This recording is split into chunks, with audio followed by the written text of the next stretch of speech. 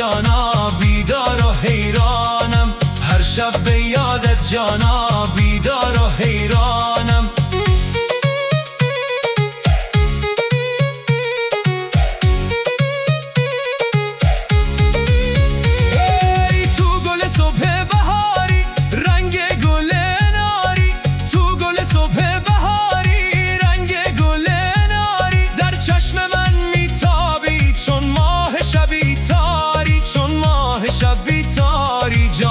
چه دل ربایی سبزینه جان سبزینه، چون گل نازنینه.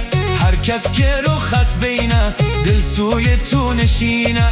در سایه آن گیسو صد قصه پنهانه، با خنده شیرینت غم از دلم میرانه.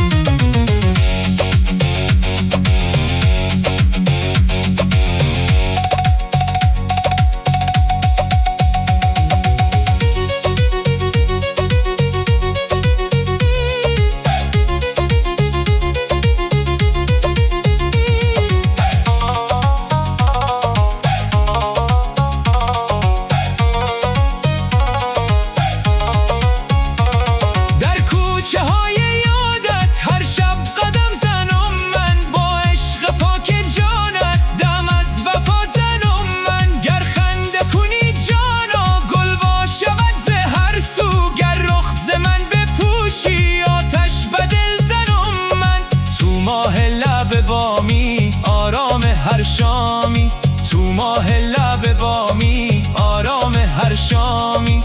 بی تو دل آواره گردد به ناکامی، گردد به ناکامی. جانا چه خوش کلامی سبزینه جان سبزینه، چون گل نازنینه.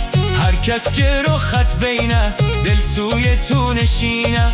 در سایه آن گیسو صد قصه پنهانه، با خنده شیرینت غم از دلم میرانه. از کوه بدخشان تا دشت سمنگان، هر شب به یادت جانا، بیدارم و پریشان. ای گل نازنینم آرام دل زارم، بی تو صفا ندارد این قلب غمگسارم. سبزینه جان سبزینه، چون گل نازنینه. هر کس که رو خط بینه، دل سوی تو نشینه. در سایه آن گیسو صد قصه پنهانه، با خنده شیرینت غم از دلم میرانه.